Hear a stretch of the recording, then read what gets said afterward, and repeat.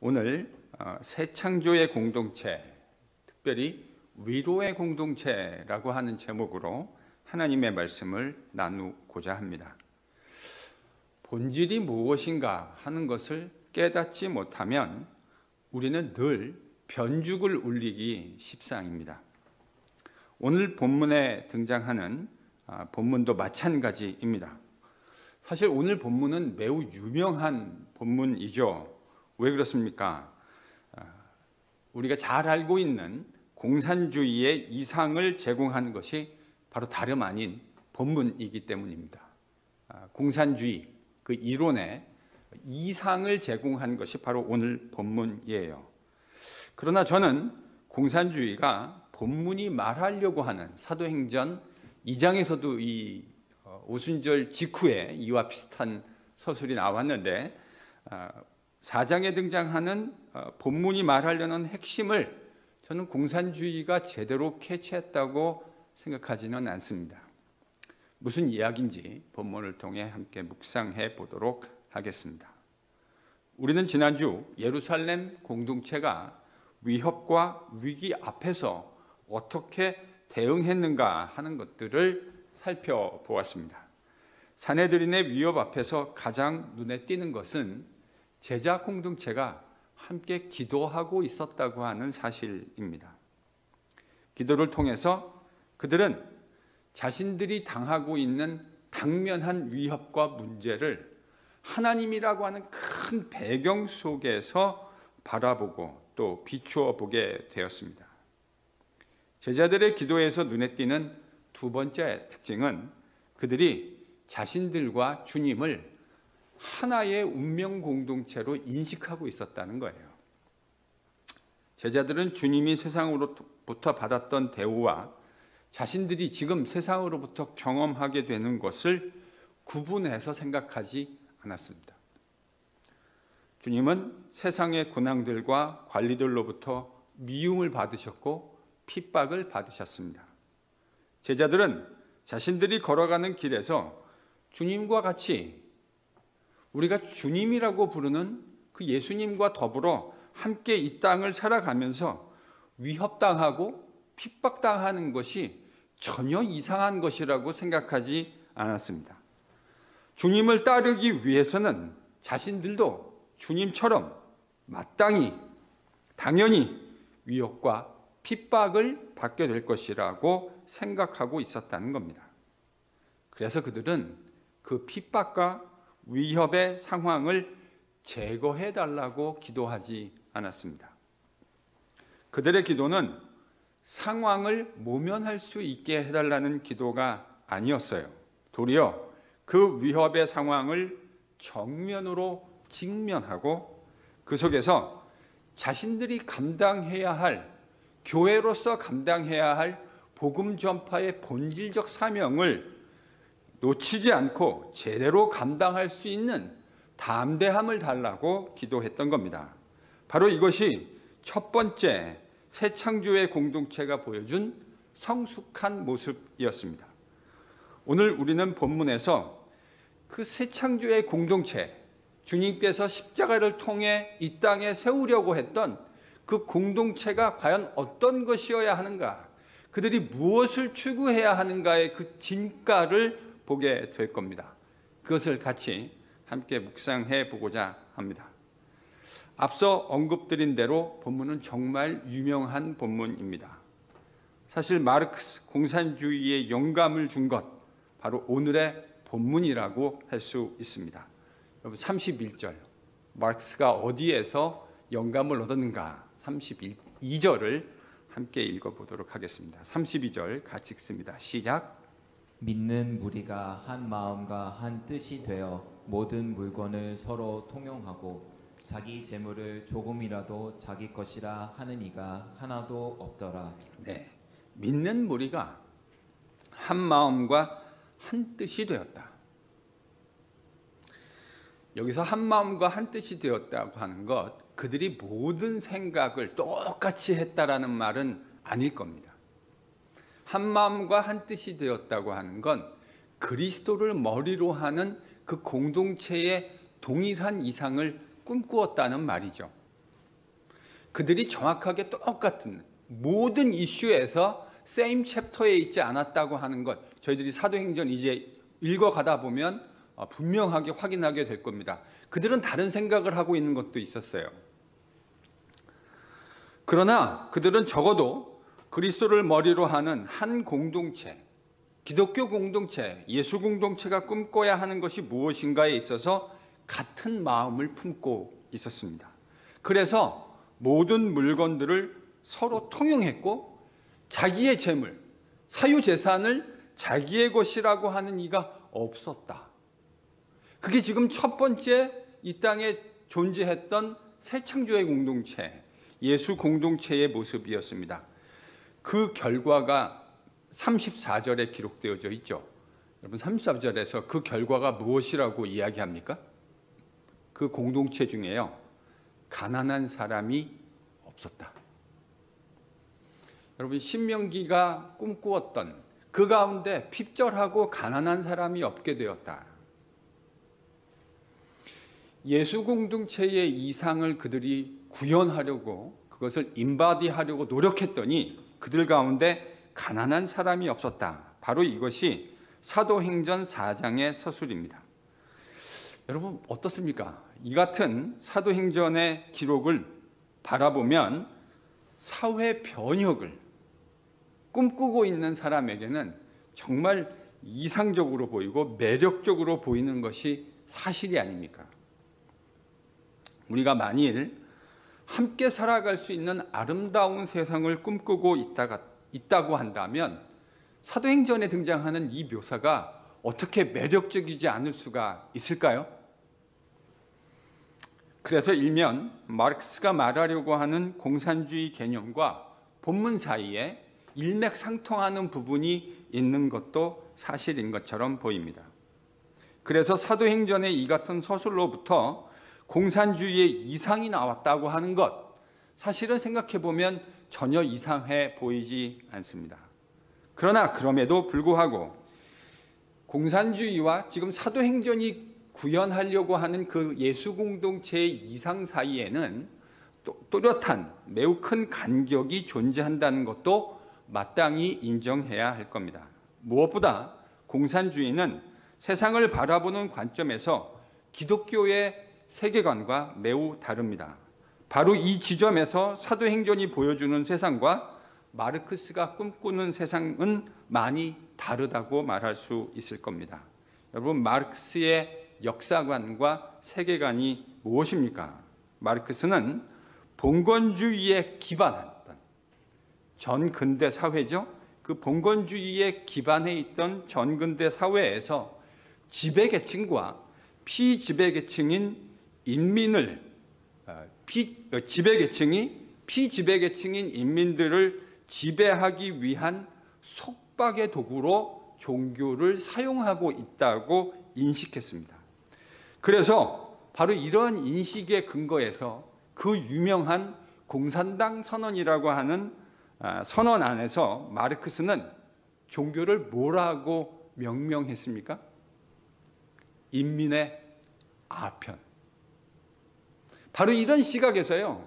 그러니까 종교라는 건 지배계층이 피지배계층을 지배하는 이 과정 속에서 도구로 사용된 것, 그게 바로 종교라고 인식했어요.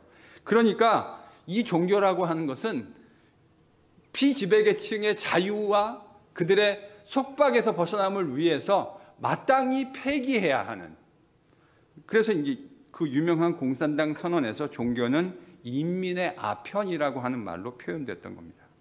비록 사도행전이 묘사하는 세계 속에서 그 아름다운, 모두가 평등하고 모두가 가난하지 않는 것을 꿈꾸는 동일한 것들을 바라보았다고 말할 수도 있을지 모르지만, 마르크스가 바라본 공산주의와 사도행전이 그리고 있는 세상, 이제 우리가 보겠지만 저는 판이하게 다르다는 생각을 하게 됩니다.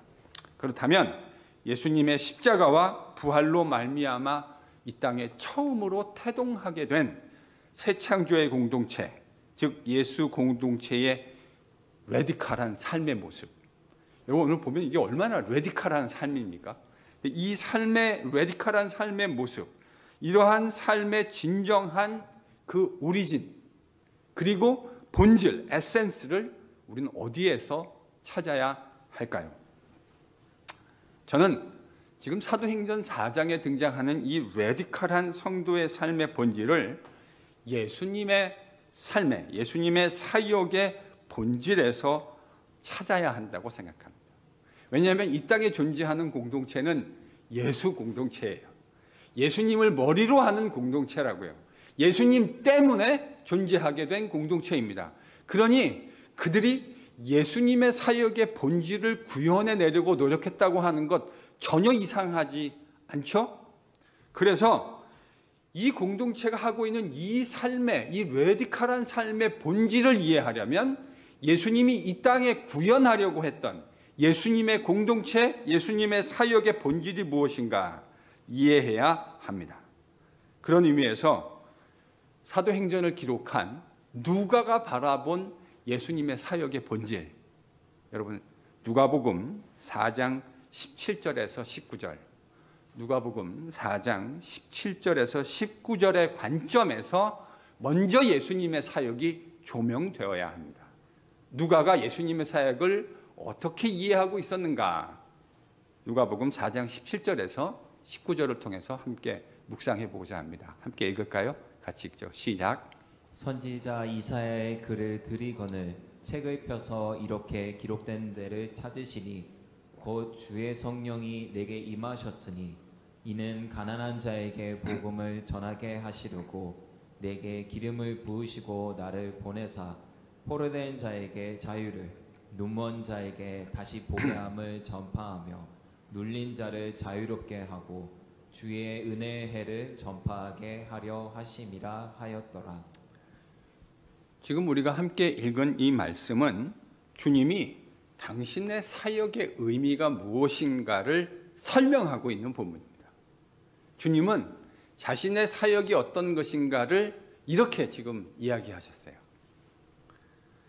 근데요, 누가가 설명하고 있듯이 이 구절은 주님이 스스로 하신 말씀이 아니라 주님이 구약성경 이사야의 본문을 통해서, 이사야라고 하는 렌즈를 통해서 자신의 사역을 설명하신 거예요. 기본적으로 같은 맥락인데, 그럼 누가복음 이사야, 이 본문은요 사실은 이사야 61장 1절과 2절입니다. 이사야 61장 1절과 2절인데 거의 비슷한데요, 조금 이사야가 말하려고 하는 것, 그러니까 누가는 요 이야기를 안 했지만 이사야가 예수님이 하지 않은 이야기를 해요. 한번 같이 읽어볼까요? 비교하면서 이 두 개를 여러분이 좀 마음속에 거의 비슷하지만 조금 디테일한 부분들을 비교하면서 이사야 61장 1절과 2절도 함께 읽어보겠습니다. 같이 읽죠. 시작. 주 여호와의 영이 내게 내리셨으니 이는 여호와께서 내게 기름을 부으사 가난한 자에게 아름다운 소식을 전하게 하려 하심이라. 나를 보내사 마음이 상한 자를 고치며 포로된 자에게 자유를, 갇힌 자에게 노임을 선포하며 여호와의 은혜의 해와 우리 하나님의 보복의 날을 선포하여 모든 슬픈 자를 위로하되. 여러분 지금 보면요, 1절은 거의 비슷해요. 그렇죠? 순서가 좀 바뀐 건 있지만 누가복음 4장과 거의 비슷하고요. 2절, 그러니까 이사야 61장 2절을 보면 이렇게 돼 있죠. 여호와의 은혜의 해와 우리 하나님의 보복의 날을 선포하여. 그 목적이 뭐라고 되어 있습니까? 모든 슬픈 자를 위로하게 하려 하십니다. 그러니까 그런 기름 부은 자, 메시아를 말하는 거죠. 메시아가 행할 포로된 자에게 자유를, 눌린 자에게 복음의 은혜를 선포하는, 가난한 자에게 복음의 은혜를 선포하는 것에 그 행위를 여호와의 은혜의 해를 선포하는 것이라고 이야기하고, 그 은혜의 해를 선포하는 것의 궁극적인 목적은 모든 슬픈 자를 뭐 하기 위함이라고요?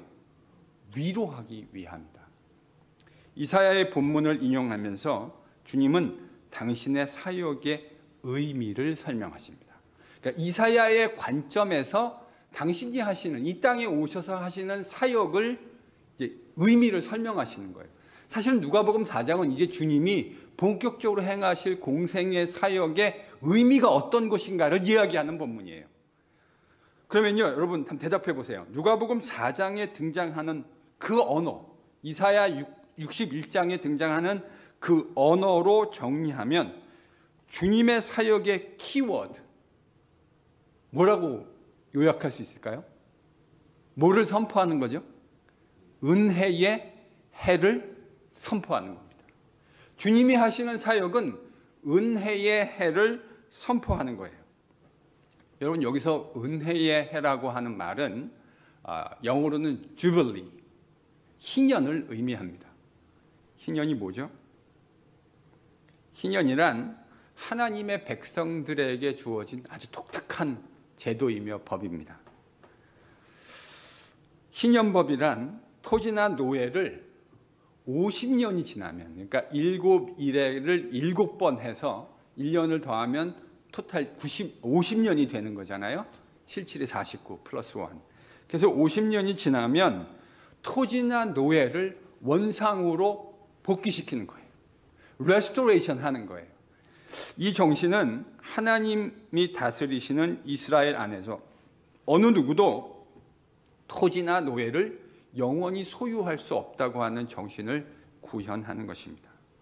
50년이 지나면 토지는 원래대로 복구되어야 했습니다. 노예도 50년이 지나면 자유인으로 풀어주었어야 했습니다.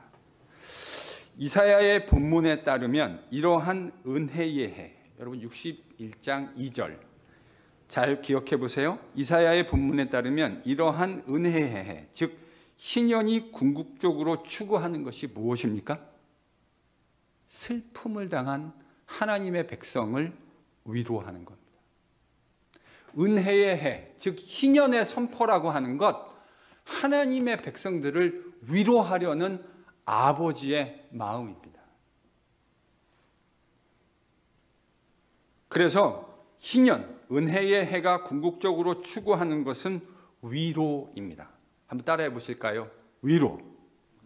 예, 희년은, 주빌리는 위로를 목적으로 하고 있는 거예요. 여러분 어떻습니까? 우리가 세상에서 살아가다 보면 우리가 원하지 않더라도 때로는 고의적이기도 하고 때로는 원하지 않지만 우리가 만들어내는 수많은 고통과 원망과 비통함, 원통함들, 이런 것들이 필연적으로 만들어지게 되죠. 우리의 관계 속에서 때로는 악한 의도로 그것이 만들어지기도 하고 때로는 악한 의도가 없을지라도 그런 원망과 비통함과 억울함들이 만들어지는 것이 인생입니다. 바로 이러한 것들에서, 이런 것들을 위해서 하나님은 희년이라고 하는 것을 선포하신 겁니다. 그래서 희년은 마음이 상한 자를 고치는 겁니다. 포로된 자에게는 자유를 선포하는 겁니다. 갇힌 자에게는 노임을 선포하는 것이죠. 이사야 61장 2절은 이러한 하나님이 행하시는 은혜의 해가 궁극적으로 추구하는 내용과 목적을 뭐라고 정의하고 있다고요? 위로요. 위로. 하나님은 모든 슬픈 자를 위로하기 위해서 은혜의 해, 주빌리, 희년을 선포하라고 말씀하십니다. 바로 그것. 주님의 사역, 은혜의 해를 선포하는 것, 바로 그것의 목적은 위로에 있습니다. 누가복음 4장이 이야기하는 것처럼 주님은 하나님의 은혜의 해, 즉 진정한 희년을 선포하시기 위해서 이 땅에 오셨습니다. 그렇다면 주님의 사역은 어떤 의미에서 진정한 자유와 위로, 즉 주빌리를 선포하신 것일까요?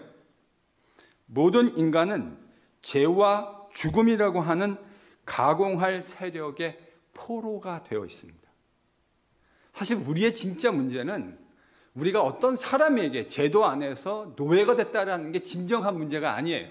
우리의 진짜 궁극적인 문제는 우리 인간 모두가 단 한 사람의 예외도 없이 우리 모두가 죄와 사망의 노예가 되었다는 것입니다.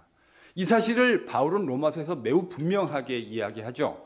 우리 모든 인류는 단 한 사람의 예외 없이 죄와 사망이라는 가공할 세력의 포로가 되어 있습니다. 바로 그런 우리에게 진정한 자유와 생명을 누리게 하기 위해서 주님은 십자가에서 돌아가셨습니다. 그리고 그 사망의 세력을 이기시고 끝끝내 궁극적으로 부활하셨습니다. 그래서 이제는 주님을 믿는 자들은 누구든지 주님과 더불어 진정한 생명과 자유를 누리게 됩니다. 그래서 기독교에서 부활이 중요한 거예요. 바울이 부활이 없으면 우리가 다 불쌍한 사람이라고 얘기했던 것이 결코 허언이 아니고 과언이 아닙니다. 주님이 죄와 사망의 세력에 대해서 승리하셨다고 하는 것을 증명하는 것이 바로 부활입니다. 주님만 승리하신 것이 아니죠. 주님을 믿음으로 주님과 하나가 된 우리도 죄와 사망의 세력에 대해서 승리하게 된 겁니다. 이것이 기독교가 말하는 복음, 좋은 소식입니다. 이것이 주님이 선포하시려고 하는 은혜의 해의 핵심입니다. 진정한 위로. 어디서도 우리의 죄와 사망의 포로됨에 대한 진정한 자유함을 얻을 수 없어서 진정한 위로를 얻을 수 없었던 우리들에게 주님이 선포해 주신 은혜의 해, 바로 이것이 진정한 위로라는 말입니다. 주님은 십자가와 부활로 은혜의 해를 선포하셨습니다. 인생에 진정으로 참된 위로가 무엇인지를 가르쳐 주시고 동시에 허락해 주신 겁니다. 여러분, 오늘 사도행전 본문에 등장하고 있는 새 창조의 공동체인 예수 공동체가 추구하려고 했던 이 레디컬한 삶의 본질이 바로 이겁니다. 그래서 이걸 놓치면 안 돼요.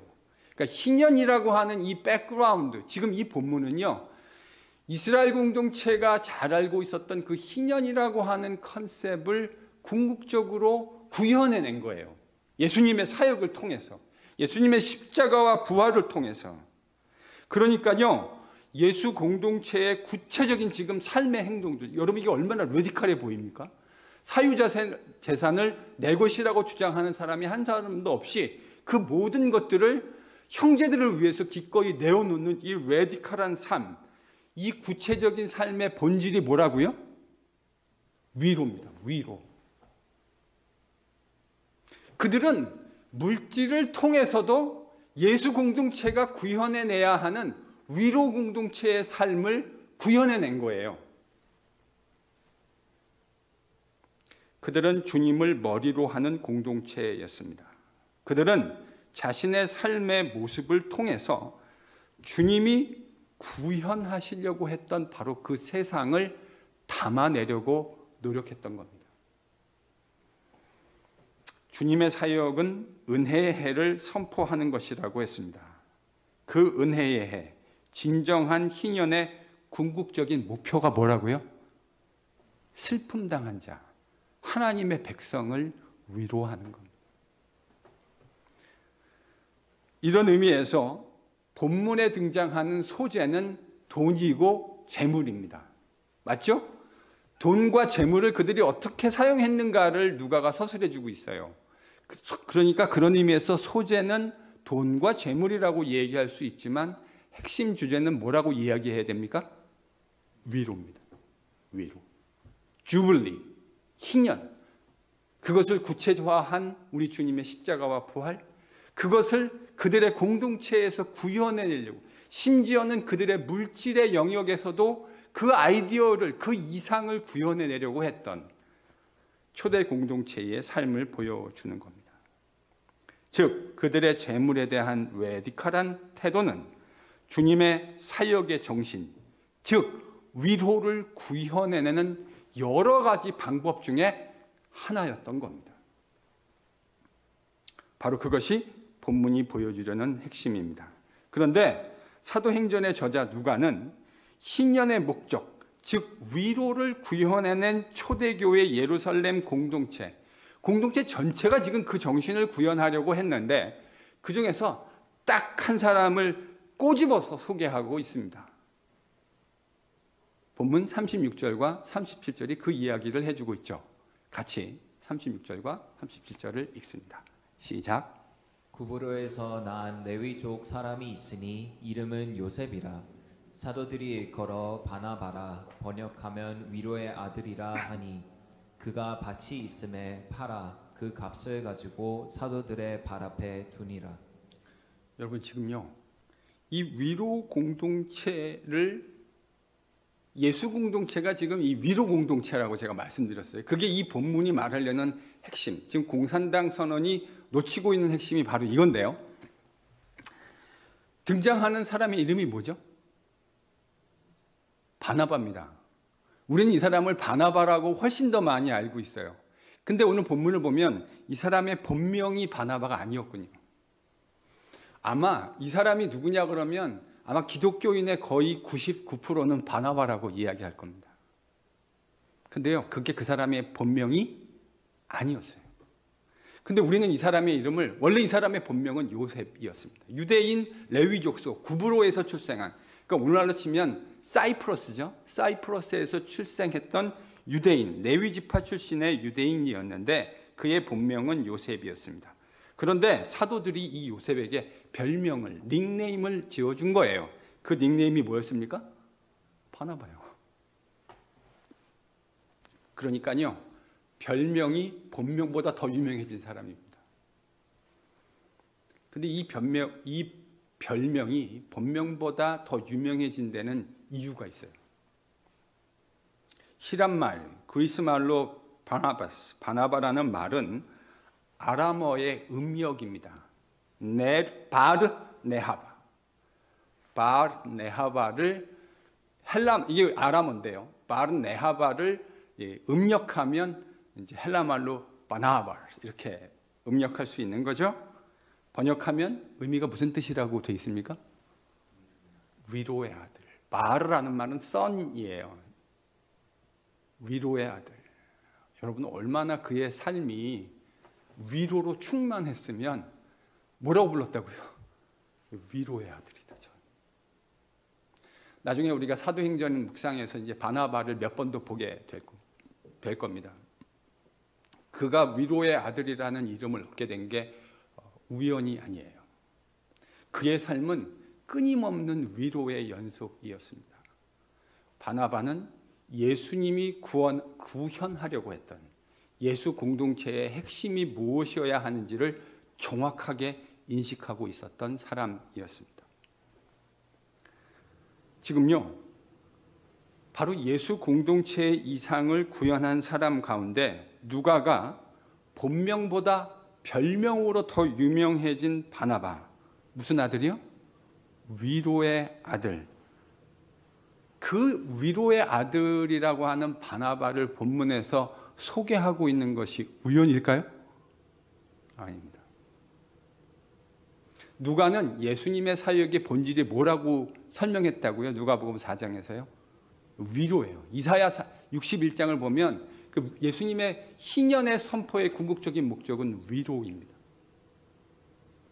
초대교회는 그 주님이 구현하려고 했던 사역의 본질을 그러니까 드러내고 있는 거예요. 뭐를 통해서요? 물질의 재분배와 사용을 통해서 그것을 구현하려고 했던 겁니다.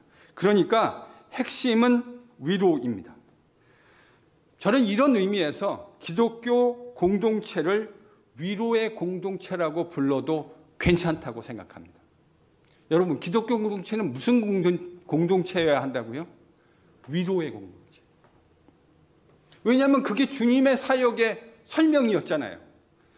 주님이 이사야 61장을 설명하면서 자신의 사역을 뭐라고 규정하고 있냐면 은혜의 해를 선포하는 것. 그 은혜의 해를 선포하는 것의 목적이 뭐라고요? 마음이 아픈 백성들, 슬픔 당한 백성들을 위로하는 것이 하나님께서 주님을 보내신 목적이라고요. 그 사역의 목적이 위로예요. 그런 의미에서 기독교 공동체를 위로의 공동체로 부른다고 하는 것, 저는 어떻게 보면 마땅해야 한다고 생각합니다. 우리가 궁극적으로 교회로서 예수 공동체로서 함께 추구해야 할 방향이 있다면 그것은 위로 공동체여야 합니다. 지난 금요일 김 목사님이 한국 교회 초기 역사, 지금 이제 한국 교회사를 강의해 주고 있습니다. 그 한국 교회 초기 역사 가운데 가장 아픈 부분 중에 하나라고 할 수 있는 신사참배 문제를 다루었습니다. 신사참배 문제는 한국 기독교 역사에서 매우 논란이 되고 있는 주제 중에 하나입니다.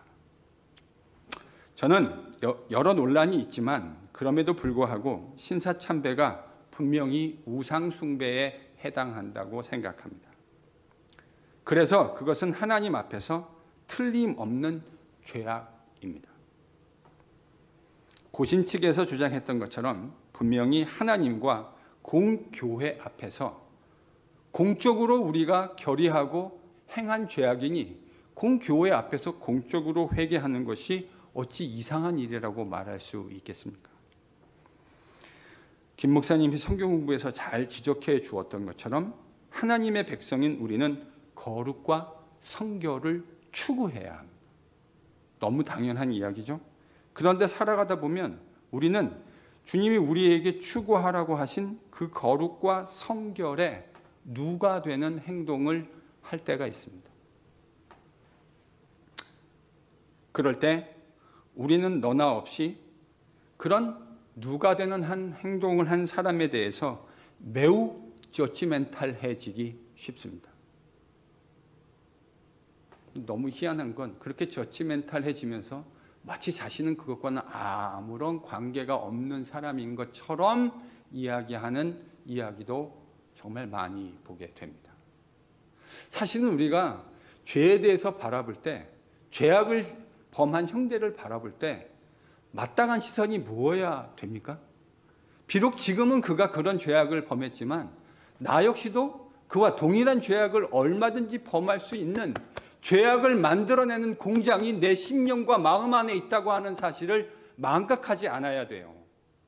그런데요, 죄악을 범한 형제들을 보면 날이 선 비판과 날카로운 잣대를 들이대면서 정죄하고 싶은 욕구에 드는 것이 인간의 모습이에요.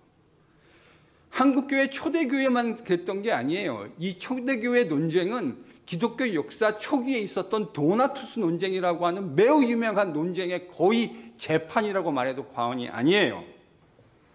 여러분, 이런 시각에 붙들리면 아무도 피해갈 수 없습니다. 결국 바리새인들의 이런 시각 때문에 예수님이 죽임을 당했던 것 아닙니까?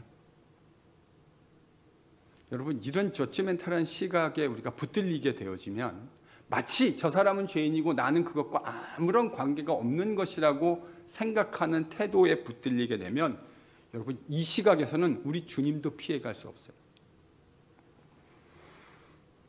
거룩을 추구하고 진리를 사수해야 하는 건 너무나 중요한 일이지만 진노 중에서도 인애와 자비를 거두시지 않는 하나님 아버지의 성품도 마땅히 묵상해야 할 겁니다. 진리를 세우고 거룩하게 하는 것 진짜 중요한 일이에요. 그러나 진노 중에서도 그의 백성들을 향해, 그의 자녀들을 향해 인애와 자비를 거두시지 않는 아버지의 마음도 헤아려야 해요. 진리를 세우고 거룩을 추구해야 하는 것 마땅하지만 죄인을 회복하셔서 은혜의 해를 선포하시려고 하는 아버지의 마음도 헤아려야 합니다. 저는 이게 우리가 그렇게 잡기 힘든 균형 감각이라고 생각해요. 이 두 가지 중에 어떤 하나도 놓칠 수 없어요. 진리와 거룩이라는 가치도 너무너무 중요한 가치고요. 그러나 그 속에서 인애와 자비와 긍휼의 마음이라고 하는 것도 동시에 우리가 붙들어야 하는 것. 바로 이게 진짜 균형 감각이라는 것입니다. 은혜의 해를 선포하는 것을 통해서 우리 모두를 위로하시려는 하나님의 마음을 망각한다면 우리는 진정한 예수 공동체의 정신의 핵심을 잃어버리게 되는 겁니다. 여러분, 그런 날선 비판에서 자유할 수 있는 사람이 우리 가운데 단 한 명이라도 있을까요? 바로 이런 의미에서 본문은 첫 번째 예수 공동체의 재물에 대한 매우 레디컬한 태도를 다루고 있지만 그 정신은, 그 핵심은 위로입니다. 그래서 그들은 재물 사용을 통해서도 이 위로의 공동체의 정신을, 희년의 공동체의 정신을 구현하고 있다고 말하는 것이 정확한 이야기일 겁니다. 바로 이런 의미에서 저는 우리 NGPC 공동체가 새로운 10년 함께 구현해 나아가야 할 핵심 가치로 여러분과 함께 위로라고 하는 가치를 붙들려고 합니다. 주님의 사역에 희년의 해를 선포하는 것, 은혜의 해를 선포하는 것의 궁극적인 목적이 그의 백성들을 위로하는 것이라면, 주님이 이 땅에 세우신 공동체의 궁극적인 가치가 위로라고 한다면 우리 교회 공동체를 위로 공동체라고 부르는 것은 너무 당연한 일일 겁니다. 그래서 여러분과 함께 위로라고 하는 핵심 가치를 붙들려고 합니다. 제가 NGPC의 새로운 10년이라고 하는 이야기를 교회에서 최근 설교에서 많이 이야기했죠. 그랬더니 성도들이 자꾸 물으세요. 목사님이 이야기하는 새로운 10년의 핵심 가치가 무엇입니까? 제가 읽고 있는 사도행전 1기에서 그것은 제자와 선교라고 하는 말로 그려주고 있는 것 같아요. 누가는 예수 공동체가 구현해내야 할 핵심 가치가 제자 그리고 선교 이렇게 이야기하고 있는 것 같은데, 그렇다면 우리가 제자를 만들어내고 그 제자를 통해서 또 선교를 하려고 하는 것 아닙니까? 궁극적인 목적이 뭐죠? 교회를 만들어내려는 거예요. 제자를 통해서 선교를 하고 선교를 통해서 제자를 만들고 교회를 만드는 것, 궁극적으로 교회 공동체, 예수 공동체를 만들려고 하는 것 아닙니까?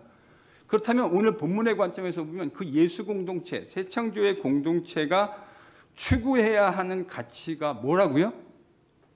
위로요. 우리가 세우려고 하는 공동체는 위로 공동체입니다. 너나 할 것 없이 우리 모두는 연약합니다. 때로는 잘 해보려고 하다가도 실수를 하게 되고요. 그 과정에서 많은 주변에 있는 사람들을 아프게 하기도 합니다. 근데 내가 잘못했을 때는 한없이 뭐를 받고 싶으시죠? 여러분 용서받고 싶지 않으세요? 내가 잘못한 것에 대해서는 우리는 한없이 용서를 받고 싶은데 다른 형제들의 잘못에 대해서는 매우 엄격해지기 쉽습니다. 제가 보는 많은 범인들의 모습이 이래요. 자신들이 잘못한 것에 대해서는 끊임없이 용서를 받고 싶은데 상대방인 형제가 잘못한 것에 대해서는 매우 엄격해지기 쉬워요. 근데 저는요, 바로 그런 모습은 예수 공동체가 구현하려고 하는 삶의 모습과는 상당한 거리가 있다는 생각을 하게 됩니다. 위로 공동체라 그랬잖아요. 도리어요, 자신의 잘못에 대해서 매우 엄격해지고 형제의 잘못에 대해서 관대해지려고 하는 것. 여러분, 그게 바로 위로 공동체의 모습과 더 잘 어울리는 것 아니겠습니까? 나는 주님의 모습을 구현해내기 위해서 예수 공동체의 모습의 핵심인 거룩과 진리를 추구하는 삶을 살아가려고 노력하고 그렇게 살아가지 못하는 것에 대해서 아픈 매를 치고 스스로를 돌아보려고 하고, 그러나 형제들이 그런 삶 속에서 실수하고 과오를 저지를 때에 그것들을 너그러운 마음으로 이해해 주려고 하고 그들이 잘 회복될 수 있게끔 기도하고 격려하고 위로하는 것. 여러분, 그것이 바로 우리가 함께 구현해 가야 할 위로 공동체의 모습이 아닐까 생각합니다. 바로 그것이 우리가 함께 구현해낼 새로운 NGPC의 이상이 되어야 할 겁니다. 한 명의 예외도 없이 우리 모두가 예수 공동체. 여러분, 이제 우리 예수 공동체라고 하고 뭐라고 읽어야 된다고요? 위로의 공동체. 우리가 함께 구현할 예수 공동체, 즉 위로 공동체의 그 정신 앞에, 복음의 가치와 정신 앞에 우리 모두 함께 부복하십시다. 그렇게 하나님이 만들어 가시려는 위로의 복음을 함께 구현해 가는 과정에서 하나님이 우리를 다시금 긍휼의 띠로, 사랑의 띠로 온전하게 하나로 만들어 주실 줄로 믿습니다. 위로의 공동체로서 진정한 은혜의 해, 희년을 함께 구현해 나아갑시다. 그런 우리의 기도와 마음이 하나로 만들어져서 하나님이 새롭게 일하시는 NGPC의 새로운 10년을 함께 잘 일구어 갈 수 있게 되기를 예수님의 이름으로 간절히 축원합니다. 기도하겠습니다. 하나님, 예수 공동체의 이상인 위로를 함께 구현해가는 NGPC가 되게 하여 주옵소서.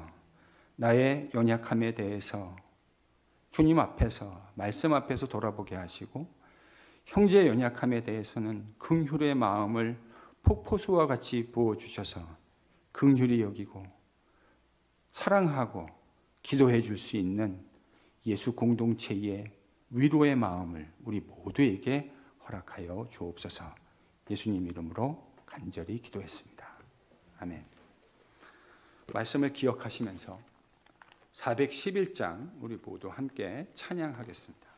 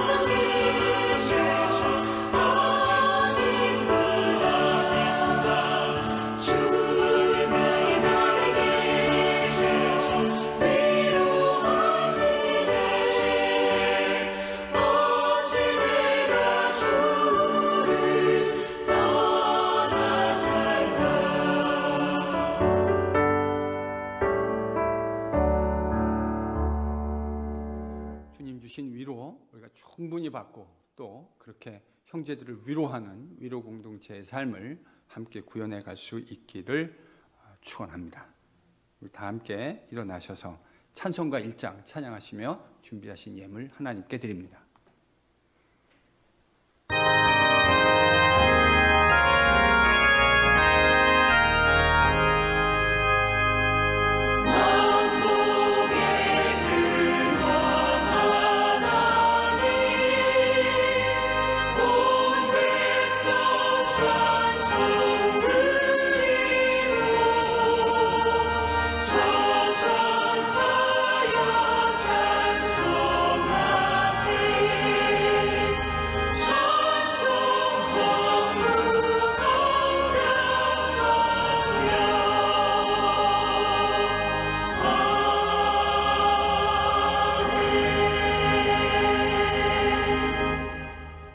감사합니다.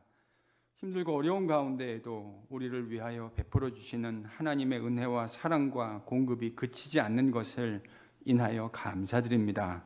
주께서 주신 것 가운데 열애 하나 감사의 제목으로 주정으로 또 귀한 선교사님들을 기억하며 구별한 우리의 귀한 예물을 하나님 받아 주옵소서. 이것을 통해서 주님의 나라가 아름답게 이 땅에 세워지는 것을 보며 서로가 함께 기뻐하고 즐거워하는 우리 공동체가 될 수 있도록 주여 축복하여 주시옵소서.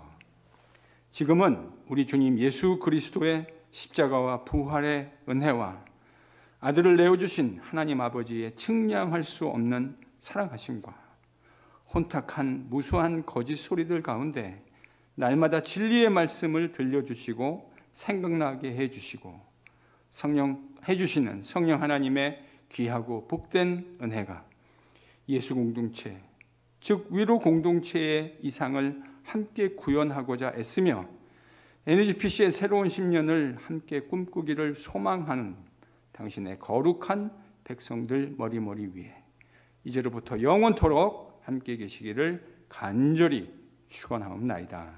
아멘. 알리는 말씀 드립니다.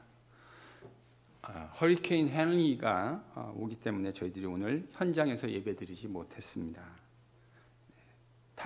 다음 주에는 다시 현장에서 저희들이 예배드리게 될 거라 믿습니다.